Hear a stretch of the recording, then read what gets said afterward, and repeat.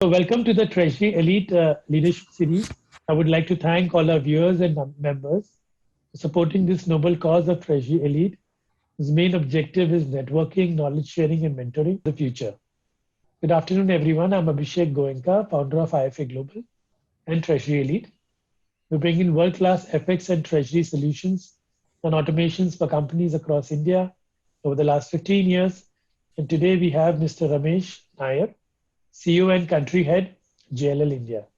Ramesh is responsible for the overall direction, strategy, and growth of the firm, with estimated revenue of 18, 19, around 4,000 crores. The firm is growing from strength to strength in India for the last 2 decades. Having joined JLL in 1999, Ramesh has over 22 years of diversified and hands-on professional expertise, most facets of real estate business. He's the chairman of CII Western Region, Real Estate and Infrastructure Conclave. And Ramesh has undertaken an advanced management program from the prestigious Harvard Business School. Welcome, Ramesh. How are you doing today? Thank you, Abhishek, and thank you for having me here. Glad to have you today as a part of the Treasury Elite Leadership Series.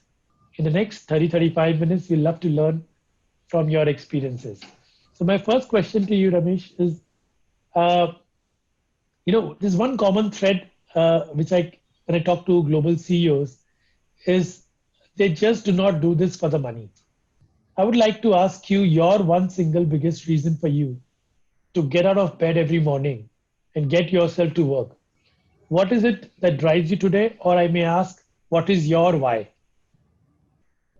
So on a lighter note, it is obviously the EMIs that drive everyone these days. But jokes apart, a book that inspired me very early on in my career was this book written by Intel founder Andy Grove, named "Only the Paranoid Survive." Survive. Yeah. And this paranoia of having a stable job was ingrained at a very early stage, given that I came from a middle class background. But as a CEO, I try and I've set three, four priorities, and kind of I'll look at them every morning, given that it's part of my phone wallpaper, so that you're reminded of it. The first is as a purpose. It's very important to have a common purpose around, and I've been lucky that JLL as a firm has a very good purpose statement. It's shaping the future of real estate for a better world.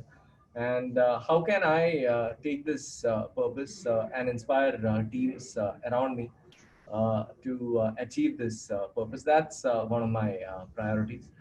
Second is to make sure, if someone asks me what is your job responsibility in one line, I would say, given that we are a professional services firm, my key and my most important responsibility is to make sure we have talent across all levels.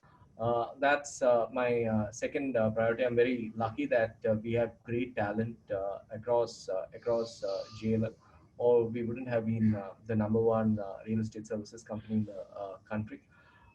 Third priority is on a daily basis, I remind myself, what have I done today? One, to build my team. Two, to build trust.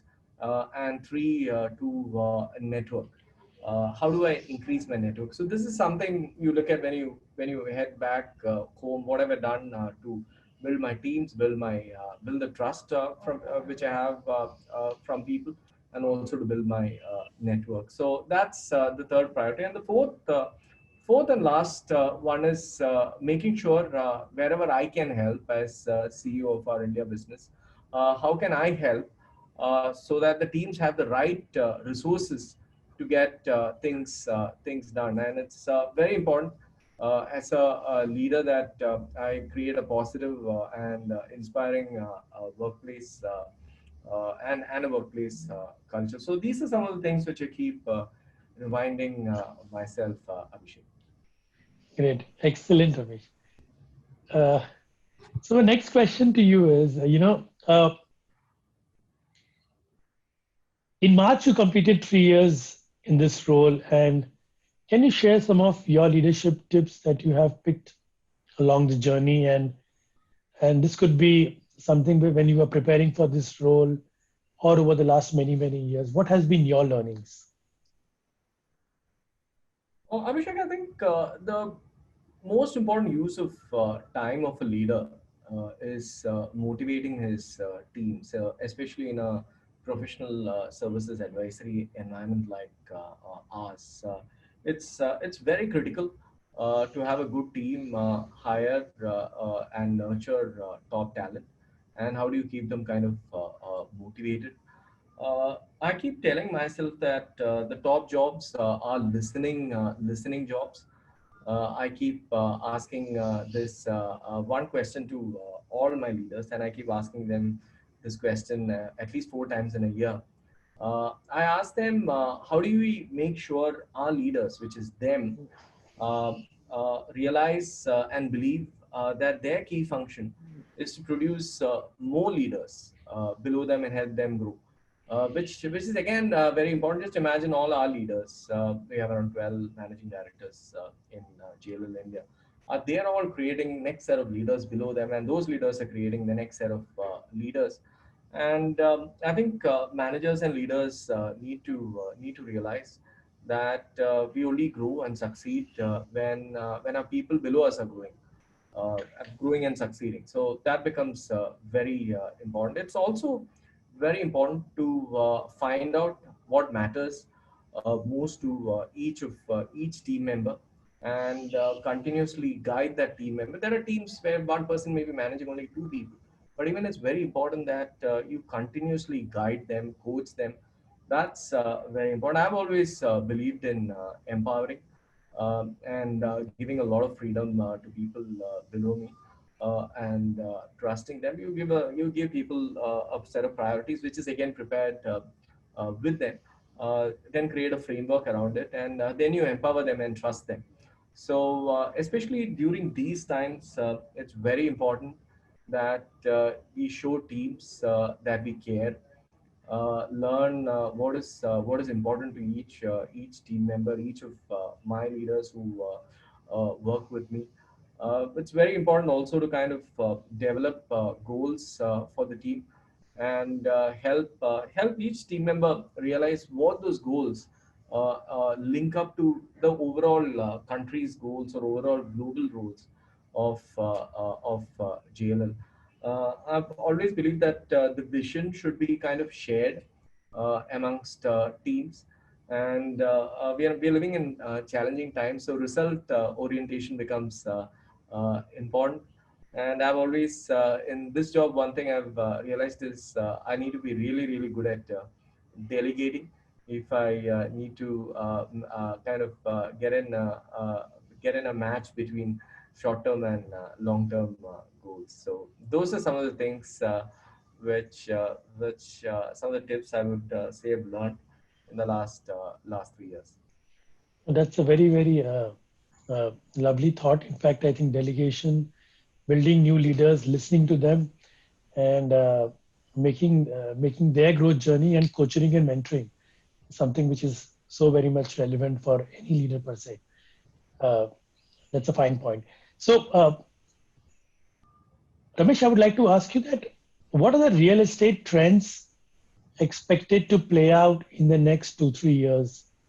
Uh, and is the sector throwing up some very attractive opportunities for HNIs and family offices of ultra HNIs?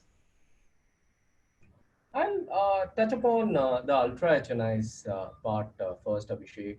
I think these are great opportunities, time for ultra HNIs and family offices to get into the real estate space in a big way. The main reason being today there's not much of debt available in the market. There's hardly any liquidity available, and there are some very good deals available. Uh, I've met so many HNIs and family offices who go buying one home to the next to the. There's one diamond guy whom I met who actually owned 50 homes in Mumbai. I would always recommend people that you should own maybe one or two homes, or maybe have one more holiday home. Given all the COVID around, if you can go spend your weekends in your holiday home outside the main city. But to always invest in real estate in two, three fronts. One, how can you own office real estate today? You can get a 8% yield on an office asset. REITs are again available, which gives you a good amount of stability of income, plus capital growth, plus dividends. It also has less amount of volatility, and also steady capital return. So I think this is a good time for HNIs to kind of start looking at real estate. To the first part of your question, as a company, we are there's lots of issues. One is facing over the last few months. First priority, obviously, was to keep all our employees and clients safe, which continues. Second was making sure we preserve our cash, preserve our liquidity. That's become important. There are some businesses where we kind of restructured our businesses. That's from the overall business front. It's also important that we focus on changing client needs based on multiple interactions with clients over the last 6 to 7 months. Today, our clients, today we have 11 different departments within JLL, and needs of different clients vary from department to department. For example, of facilities management clients, a lot of them today are asking for higher cost efficiencies. They are asking us for more industry specific benchmarking data. Everyone is cautious about spending these days. Clients are asking for better technology tools, asking for better safety products. How can they go more touchless within their facilities? They're deferring their capex investments. Then let's look at on the transaction side, people who occupy office and who look at office transactions. Today, clients are saying, okay, I want to give lesser lock-in periods. I want more flexibility in my leases. How can I reduce my capex or make it zero capex? What are the renegotiation renewal opportunities that I have? So these are some of the things which we are looking at. And on the upcoming trends, again, there are a lot of new emerging opportunities which will come up in each of the asset class. You look at office leasing, OTT companies, media companies, online education companies, gaming companies, cloud computing companies. All these are expected to do well. How do you capture that? On the retail front, how do you capture opportunities coming out of hypermarkets, supermarkets, electronics, value fashion? There are opportunities to convert stress malls into mixed use, cloud kitchen opportunities, e-commerce players moving into brick and mortar. How do we tap opportunities from that? On the investments front, what are the special situation financing opportunities available? What are the distress deals available? What are the opportunities to do JVs, JDs of developers who are doing well with developers who are not so doing well? On the industrial and warehousing front, I believe the biggest opportunity will be the China plus one strategy. Today, India is seen as a sweet spot for skill-intensive, complex manufacturing, medium volume, not the kind of massive volumes like China has. I think with companies wanting one more destination outside of China to de-risk themselves, I think the only alternative country today which has the scale, the skills, and the space is to service this global demand is India. So these are some of the emerging trends which are emerging. If I was sitting 3 to 4 months back, Abhishek, I would have said a few different things. Maybe 6 months later, I would see something else. But this is the current focus these days. So the cap rates have been, coming down over the last few years. Since you mentioned about REIT, recently we saw a few REITs coming out. A lot of my clients I know were very gung-ho. They invested also because the brand was very good and it was more of a passive income with 95%, 96% yield coming from good quality real estate. What opportunities are you seeing? I mean, are you seeing this increasing even further now? We already have two REITs, great sponsors, Embassy Blackstone in one and K. Jacob in the second. Both REITs have done reasonably well given the offer price. We expect REIT to be a big opportunity in the country. In the next 12 months, I'm sure there will at least be two more REITs. Media articles have been talking about Brookfield coming out of the REIT. There are a couple of other developers also who are planning a REIT. So I believe this will be a strong asset class going forward in the future in the country. Sure. So, Ramesh, are you a left brain leader or a right brain leader? And how do you keep a balance between your head and your heart? Uh, on a lighter note, when the quarter ending months, which is March, June, September, and December, I think from my head on the remaining months, I try and think from my heart. But jokes apart, when I started my career, I thought I was more of a left brain dominant person. But over the years, I've kind of evolved. People outside should say that. I think it's become more of a whole brain kind of approach. Previously, when you're in college, when you're studying early part of your career, you're focusing more on your hard skills, which is your technical skills. When you're working, you and when you start growing, when you start becoming a middle level manager, when you start going to a senior level manager, obviously you start focusing more on your soft skills. I think that's what that we've all been used to. But I think going forward, what becomes more important is you focus both on soft skills and hard skills. Even at a senior management level, there's so much of technical things which one needs to learn if you have to be successful in your job today. And that's where I think being both left brain, using both your left brain and right brain becomes very important, because if you have to be successful as a leader, you need to be strategic. You also need to be good at operational aspects, or you need to hire people who are good at strategy or operation. But you obviously, as a leader or as a CEO, need to be good at both. At the end of the day, success of your day-to-day operations is needed to implementing your big strategic vision. So I think both sides of the brain is important, Abhishek. Right, right. Completely agree with you. Uh, Ramesh, please share one major life-changing experience for you, and how did you evolve post that? And when you look at it right now, what thoughts come in your mind? So, Abhishek, something which I've always focused on is lifelong learning. And I've read this long back, and I've always kind of kept this written in all my lists, which is learn, unlearn, and relearn.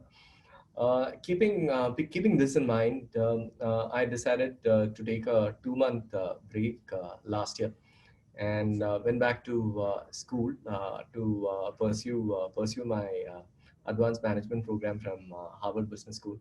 And it's a great program, close to 170 participants, all CXOs, close to 45 different countries.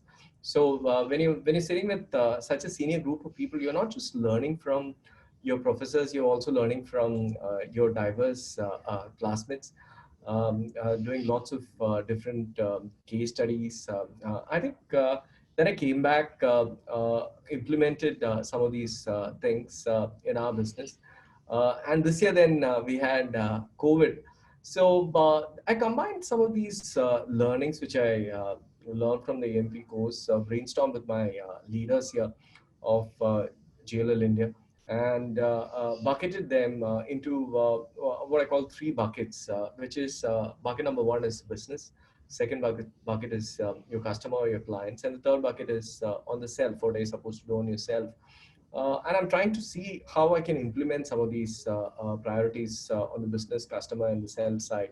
On the business side, it becomes very important in times like these that you balance your short-term actions and long-term initiatives. I know it's easy to tell, but everyone gets so sucked up into short-term survival that we end up forgetting long-term initiatives.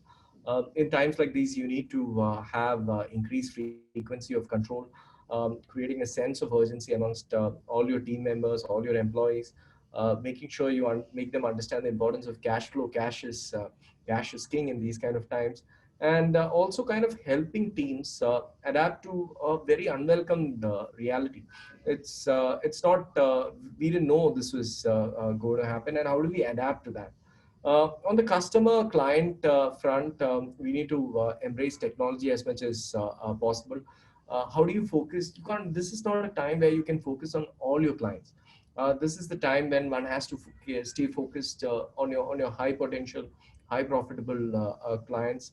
You need to increase your client customer engagement, increase it.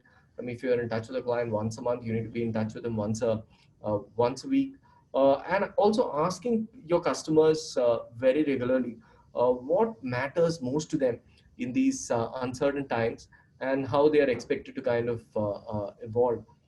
And on the self side, it's very important as a leader. You accept the magnitude, which took us a little. We didn't know we are going to be sitting 7 months into the lockdown. Even today, there's so many people sitting and working out of homes. We didn't expect that. I still remember the first week when I addressed, just after I think March 22nd or something, when I had addressed our leadership. I was telling them that looks like India is going to be having a 3% GDP growth rate, positive 3% GDP growth rate. And today we are talking about a minus 24% GDP growth rate last quarter. I think it's very important these times for leaders and CEOs to be cool-headed, to be authentic, to be patient. I try and I've become a little more hands-on, although I delegate work, but I'm a little more hands-on, heads in during these times. And it's very important to be also cautiously optimistic. So these are some of the things which I tried learning and trying to implement. Not everything is successful, but the journey continues. Sure, sure. So, the biggest risk that you have taken, and would love to know a little bit more about you as a person. So back in 2010, I was doing quite well, various roles in South India and in India, based in Chennai. And then I took the risk of moving to a new city, to Chennai. I thought that was one of the big risks I took, given that I was doing extremely well. But in our industry, what matters most for a person at that level back then, at the leadership level, what I was the kind of knowledge you have of a specific real estate market, the kind of relationships you have in a market. And when you move from a city to city, you lose both that. So when I moved out of that comfort zone to take up new challenges, obviously I was fortunate that the firm trusted my abilities as a leader, and gave me that opportunity to shift to a bigger market like Mumbai. And also thankful to the leaders for helping me settle in. Definitely not easy starting things from scratch in a new market, creating new relationships, gaining trust of new clients and teams, and also a totally new market. As MD, I came in as MD West India at that time, and my role required domain knowledge across every asset class, whether it was office or retail or industrial or residential. That was, I would say, it was probably one of the biggest risks which I took, and it kind of paid off. So, one career advice you have ever received from anyone senior or your parents or anyone?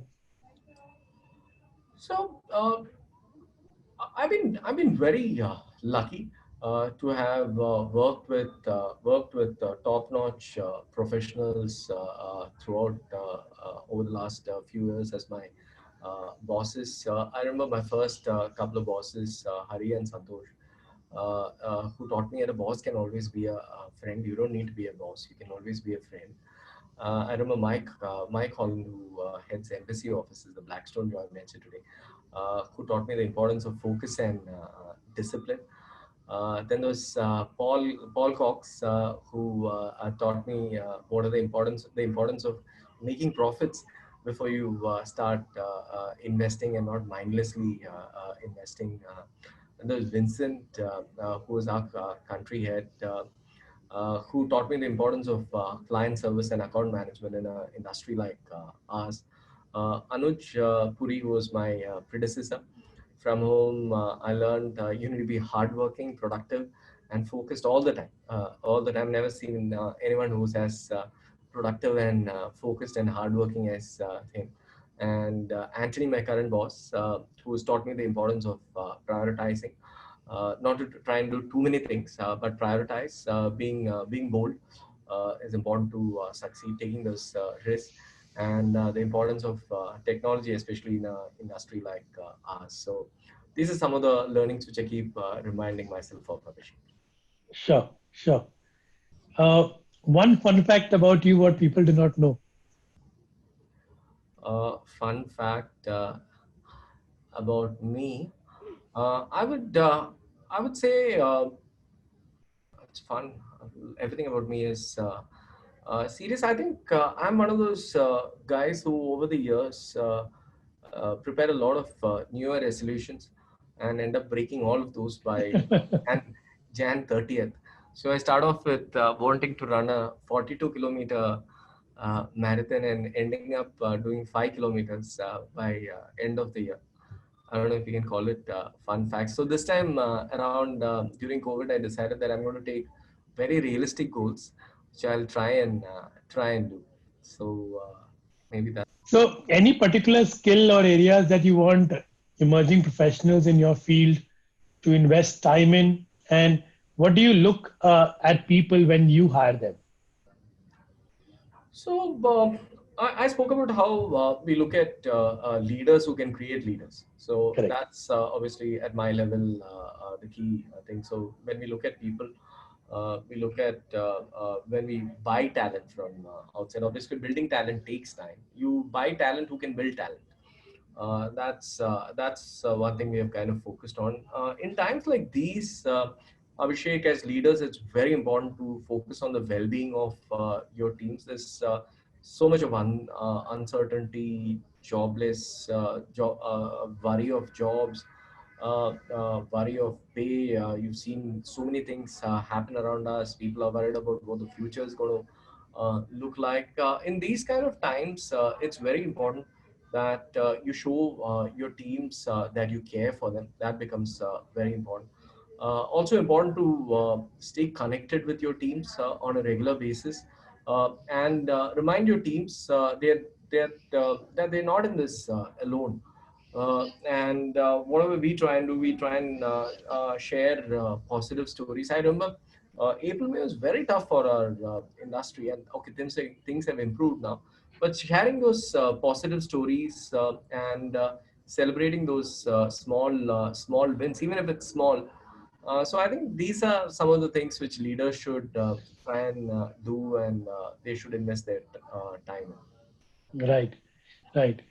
So, Ramesh, it was a wonderful discussion with you.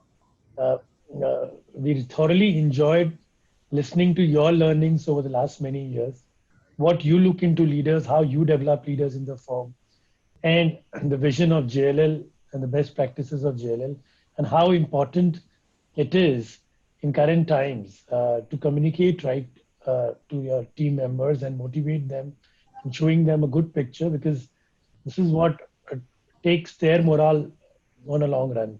So I think I thoroughly enjoyed talking to you. Thanks for sharing your insight.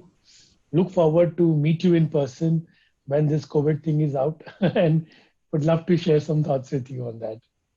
Definitely look forward to catching you, Abhishek. Thanks for having me, and thanks for all those questions.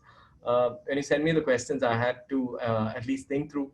And it's also a great time to kind of revise some of these points which you sometimes end up forgetting. So thank you for the Yeah. questions, and thanks for